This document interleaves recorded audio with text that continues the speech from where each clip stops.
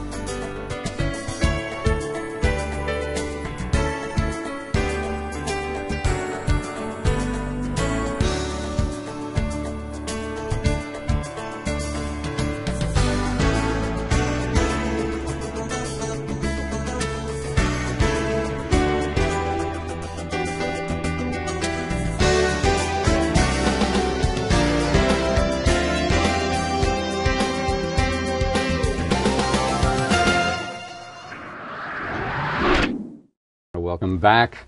The internet is a huge marketplace. It takes navigation, amongst other things. It takes expertise. Our guest today, and we're very pleased to have her with us, Laura Betterly, is a terrific navigator through these sometimes muddy waters, and I want to welcome you, Laura, for the show. Well, thank you, Artie. I'm really pleased to be here. Great. Now, I think it ought to be known that you've been interviewed by Wall Street Journal, CNN, Dan Rather most recently, and that's done because you have built a business as an entrepreneur, from your home, as I read in the Wall Street Journal piece, with kids running around and all that kind of thing, into a functioning major business, which is now considered to be one of the top internet marketing companies in the world. Is that because you were born with some special gene, or what? Tell us how this comes to be. Well, it's really interesting because, I'm asked that question a lot. Is it that I'm smarter or better than others? Well, betterly. So, but the fact of the matter is, it's very simple if you know how to run a business and how to implement things. And it's not the first business I've built from my house to an actually working concern. So this has occurred before. Yeah, this is not, again, it's not no accident. No accident. And simply put, I use the Hubbard Management System. I've been working with it for 14 years now. I have an accounting degree. I have many credits in management. In the regular school systems, but the fact of the matter is the thing I found most workable was the Hubbard Management System. Just from implementation, first thing you do is you have an idea and you go, okay, well, this is a great idea. Now, how do you get that idea to actually equate into something that's viable and at the end of the day is going to pay the bills or do what you need it to do? And there's actual ways of having that done, and it's not rocket science. It's just knowing the proper way to apply that. And it works in the music business, which I've done it in, and it works in internet marketing, which I've done it with, and hundreds and hundreds of other companies that I know that utilize this technology. So what I'm gathering from what you're saying is that there's a difference between all that schooling you did, including your accounting degree. I mean, isn't that enough? If you know the numbers, you can crunch the numbers, everything's fine. But what I'm getting, and certainly being familiar with the system myself, that there's a tangible difference between those who do not employ and use the system and those that do. What would you say then is the primary difference that you found? Well, it's just, on day to day you run a business, and you're going to run into things. And how do you know which employee is the one that's not producing because they all look busy, but there's obviously some upsets? Or, God, you know, it looks like we're making a lot of money, but there's no money in the bank. Or just very, very simple things. And you don't have to actually spend years and years and years studying to actually get down to the very, very simple basic truths of how you run a business. And it starts with what is, you know, they're called an admin scale. You figure out what the goal is. What do you want at the end of the day and the purposes of that, and how do you sequentially put that together? I'm going to open up a store. Great. Well, do you rent a store space, or do you go ahead and decide what you're going to sell first? What's the proper sequence? What plan are you going to put in? What are the rules of the game, the policy that you're going to put there that will basically govern how this particular concern is going to work? So this all comes about not out of intuition then. It's not, we're not telling our viewers and our listeners that they have to think about it hard enough and they'll come up with the ideas. You're saying that the Hubbard system lays it out in an organized, sequential system. You follow that system, and with a little bit of faith and hard work, no doubt, you end up with an ongoing activity. It's not rocket science. Well, sorry. Let's just take your example. You know, I've read in the articles that you were doing some promotion on the internet, and one day, more or less, said, "Hey, you know what? There's probably millions of companies out there who need access to these prospects all over the world, and I think we can do that." What occurred, if you can? Just walk us through a little bit from that point. Well, it's interesting because you've got to remember I have earlier experience on the internet and in my music business stuff. I started a company with several friends that developed software for DJs, and before we knew it, we were all over the world with that and touring and working with major artists and celebrities and whatnot. But it was started exactly the same way. And when I actually left there, and because the company was ongoing and running, I wasn't needed anymore. I had done what I had set out to do, which was to start this company and have it running. I actually did a lot of events, and one of the things I did with the events, you'd get Jam Master Jay from Run DMC, or the guys who are deaf poets, and put them together with a lot of people who wanted to do business development, and they wanted to be there. And I used to send email invites, and I had a great amount of people that I knew from my foray with that. I thought it was a great way to market. So I said, well, if I could get a big enough list of people who actually want to know what we have to say, we do very, very well. I was smart about it, though, as I said, okay, well, the goal is to actually start a company that's dynamic, streamlined. So you had a vision right up front. You knew, and you knew exactly where it was going. Okay. And it's not to say that it hasn't changed, because it's interesting, because you learn as you go along, and you implement more programs, and you test something and you say, oh wow, that really works, and then you go, wow, I thought that was going to work, but you know, in actual fact, people don't like that, so we'll just stop that and we'll start something else. But it's all done very, very methodically and logically. It's not just, you know, throw a whole bunch of stuff up in the air and see what sticks, or, you know, hey, you go over here and do that, and hey, you do that. I mean, it's, you know, you look at, okay, what do you need to get this done? Right, and or what is commonly called a hey, you organization. Exactly, exactly. And and then it's interesting, because when you really codify what you want to do and you put in the correct policy for it, then the job responsibilities for everybody really start to form themselves. You know. Let me take up that point of policy, because you mentioned before something called the admin scale, and I know that's short for administrative scale. It's also referred to as the administrative scale of importances. Again, if the importances of management are confronted early, then things are much easier. And certainly as a consultant, I found that that's sometimes difficult, that business owners, entrepreneurs sometimes have a difficulty determining what's really important. So this scale enables one to do that. One of them, as you mentioned, is policy. Tell us a bit about how you incorporated or brought about policy into this company. Well, it's interesting. I mean, we know we work with our basic stuff and whatnot, and they're just, you know, make sure that you have all the things that you need to have that legally are in, and, you know, this is the way For example, you get a new sale in. Well, how does that actually walk through an organization? It goes from a salesperson, right? And then where does it go? It goes from the salesperson, and the money needs to be banked, and you have to make sure that that actual piece of paper, that contract is signed and whatnot. And then once that's done, it has to go over to somebody in the technical division so that they look at what has to be delivered to the client, and that gets done. Well, that gets to be made up into a policy that says this is how you handle a client. This is where they start in the organization, and then you don't want to lose them on the back end either. So you have to look at it from the viewpoint of, okay, now that you've delivered this service, somebody's going to get in touch with them and say, are you happy with the service? If they're not, then there's something that you need to do to correct things. So are you saying that there's a policy for every major important activity? Absolutely. What about the argument that that's going to take a long time? I don't have time to write every single thing. You know, it takes way more time to do it the wrong way. All right, good point. I've tried it, okay?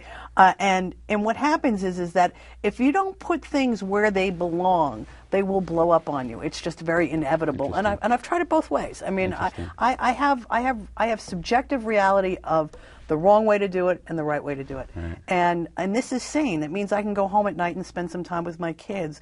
I don't feel like my hair is that's part of. You mean entrepreneur actually gets time off? Not much, but you enough. Could bottle it. Anyway. Well, I know what you mean, though. We never seem to have the time to do it right, but you will find the time to do it over. Yes. You see. Yes. So it's better to do it right in the first place. Okay. So certainly policy is a major factor within this alignment that you're talking about. Correct. What about planning? Now that you've got a goal, you know where you're going, you've laid out some guidelines. What about the overall planning? Is that done, for tomorrow? Is it a to-do list? We have longer time frame. How does that work? Well, you put together. I mean, again, you have to look at what you're doing in the short run and what you're doing in the long run. In the short run, by the end of the month, we need to, complete, let's say, a new website with this, that, and the other. Well, what has to happen? Who's responsible for that? What time frame do they have to get that done? Who's going to oversee that and make sure that it actually occurs and whatnot? And that's where you're right. Your plans and your programs that actually, how can I put it? It's kind of like predicting your future. You put it there. You sit there and you go, okay, well, if I do this and I do this and I do this, well, I know I'll get this at the end of the day. So again, systematic. Correct. Great. Okay, the Hubbard management system is in use all over the world. Very precise technology that allows a person to take an action and get, as you just heard from Laura, a predicted result. We'll be back in a moment.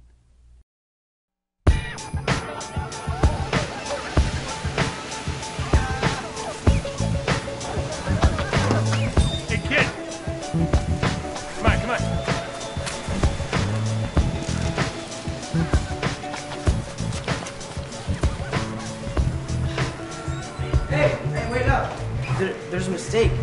I earn more than this. Seems okay to me, kid. Maybe you should check your math. Hey there. Hey, boss. See what you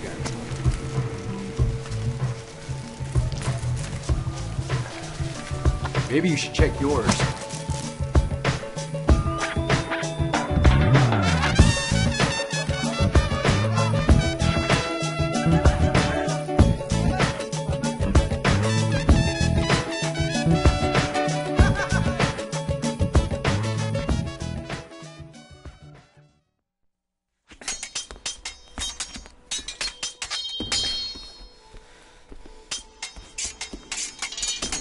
I wasn't always this good.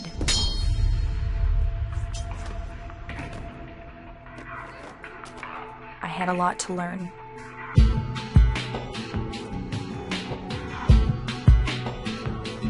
I had to practice.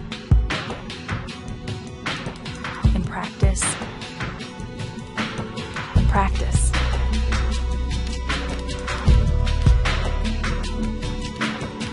Until one day, my dream came true. Sure, it wasn't easy.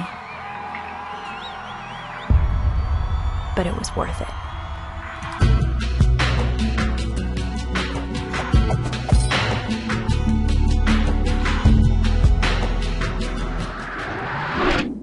Welcome back to BusinessWise and our guest, Laura Betterly. All right, Laura, we've got a structure. We know that in order to process all the business that's coming in, it's necessary to have a proper structure. We don't want the business coming in the front door and going out the back door. But now let's talk a little bit about the program, the company that you have and the marketing you do. So tell us about what's DRC all about and why is it so effective? Well, it's a very interesting thing because the power of the internet is just amazing. Never before in time can you actually touch millions of people, at just drop of the dime. So if you actually can take that power and go ahead and target individuals correctly, you can market all sorts of interesting What do you mean by things. correctly? Well, here's the thing. When you're talking about targeting correctly, you're talking about surveying or knowing a little bit about the person who you have subscribed to your list and whatnot, enough so that you can give them things that they want and they need. So your company basically promotes on the internet or has clients who want to reach targeted publics. Correct. And you supply that service. Exactly. And it could be many different things. I mean, here's the thing. I mean, the one thing we learned in the management series, these books here, the management series, there's something called the marketing series. And in there is a whole bunch of information on how to market and how to write an ad, for example. What does it do? I mean, how do I get it? Where do I find it? There's actually 7 points of making an ad. There's also what do people surveying for what they want.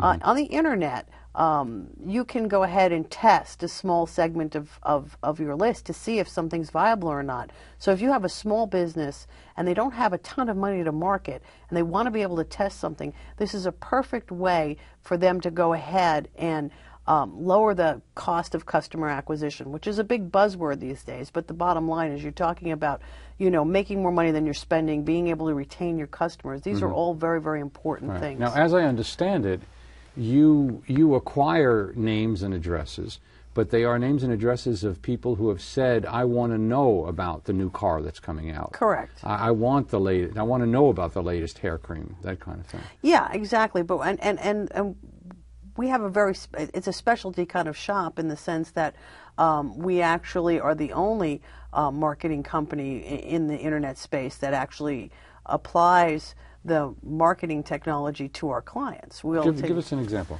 For example, we'll get in a client, and we'll be doing his artwork, and we send him out what we have as a creative questionnaire, which basically asks them about their market. What kind of people use your product? What does it do for them? Why would they want it? What's the median age? There's a whole bunch of this pages worth of information that we get and then goes to one of our marketing executives who actually comes up with a concept and copy and whatnot.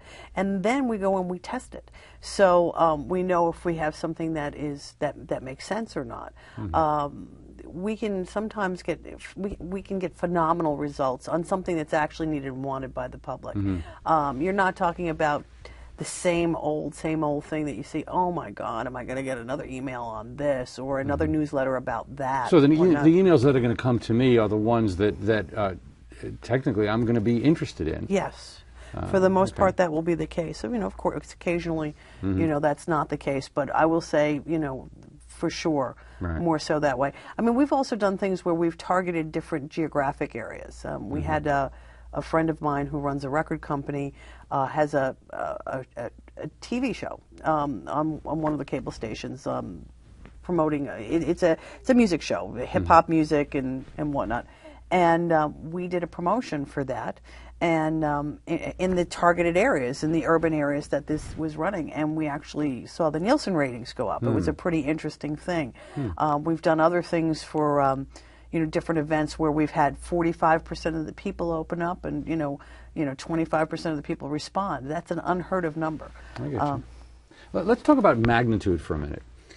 My business as a consultant over the past years, I've got a database of 6,000. Why don't you give us an idea, again, speaking of magnitude, two things really. One, the size of your database, and what does the Hubbard Management System say about databases? Well, it's a real interesting thing. Okay, we have conservatively between 30 and 40 million people that we can market to. Conservatively. Okay. Out of those people, we have about 30,000 who have downloaded one of my free reports. I give away a free email marketing report. So people understand the rules of the email game. I want a client that actually knows something. They can be responsible also.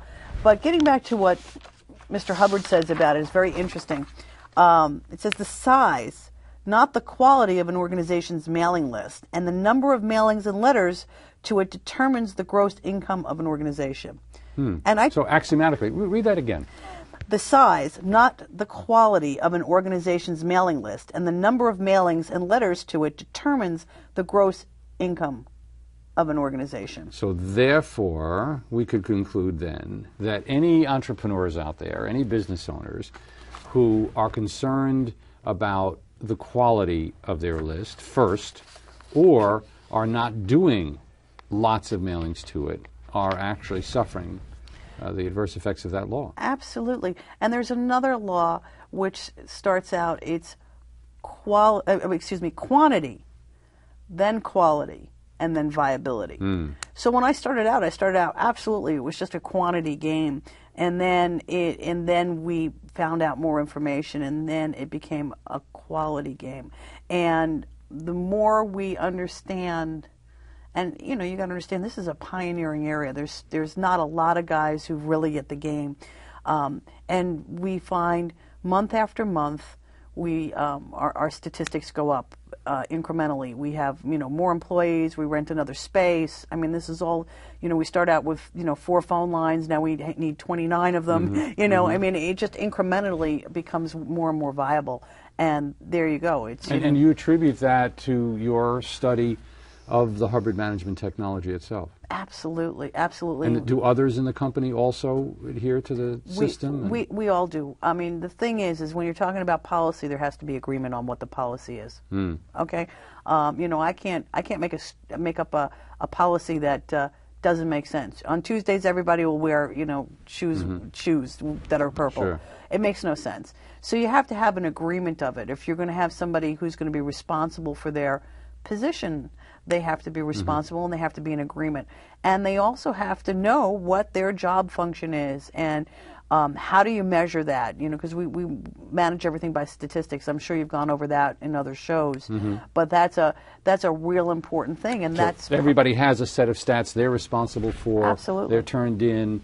They're held accountable, coming from the accounting viewpoint. Correct. And that's, I'm sure, a big help.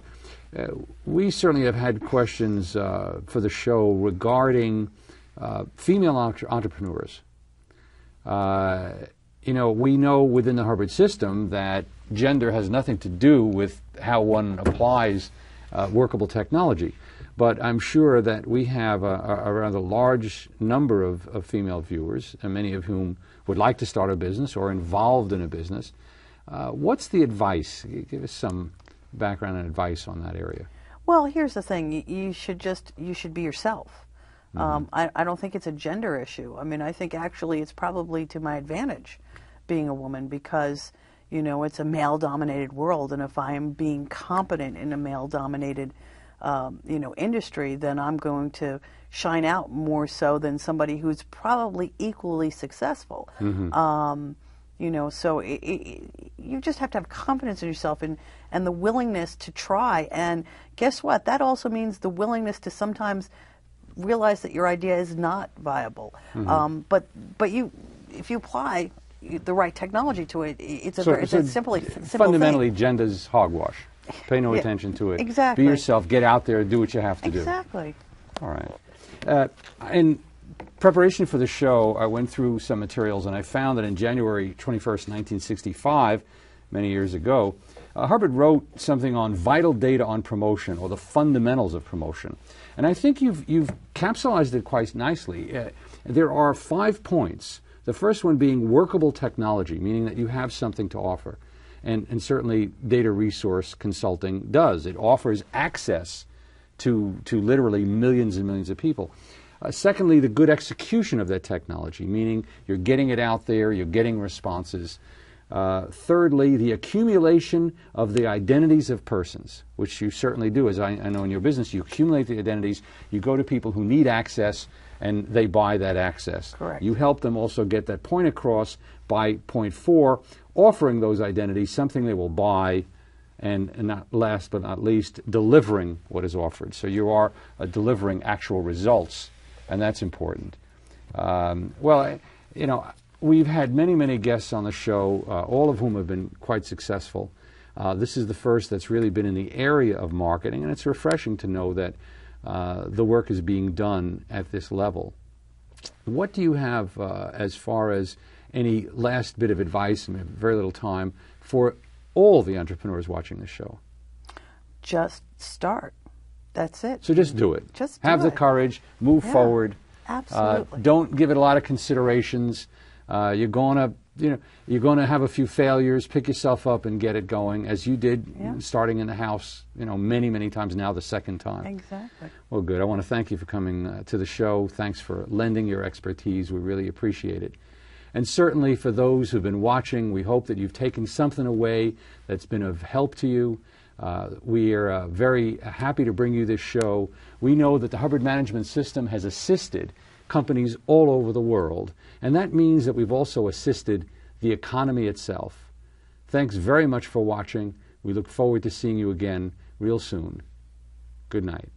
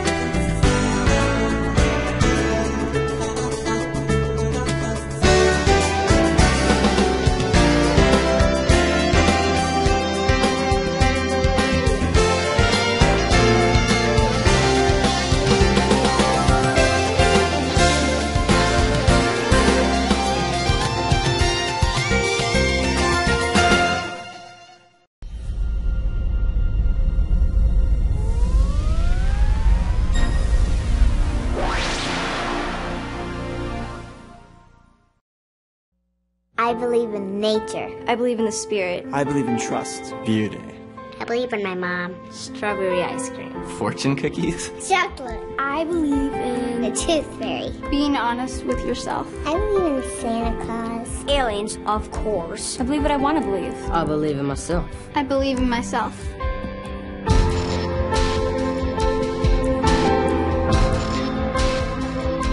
I believe in peace. She came up and kissed me one day. It was an impulse. I just grabbed him and I kissed him on the lips and I ran away. Because I was like 20 years old. It's not like something you talk about marriage all the time. But I asked for her number. She wouldn't give me her number. No, I think he liked me first, for sure, because... She's hot. We met in a grocery store. We were in a class together. Came up to me one day and says, I got this perfect girl for you. He was a good dancer, but not too good. Like he was my soulmate. She's my queen. Of course, I'm the king. I said, I have to ask you something. And she said, what? And I kneeled down, and She was laughing and trembling. She gets so embarrassed. what did I say? I said, will you marry me or will you be my wife? Will you be my wife? He proposed to me on my birthday. And she said, yes. Are you sure? Sorry.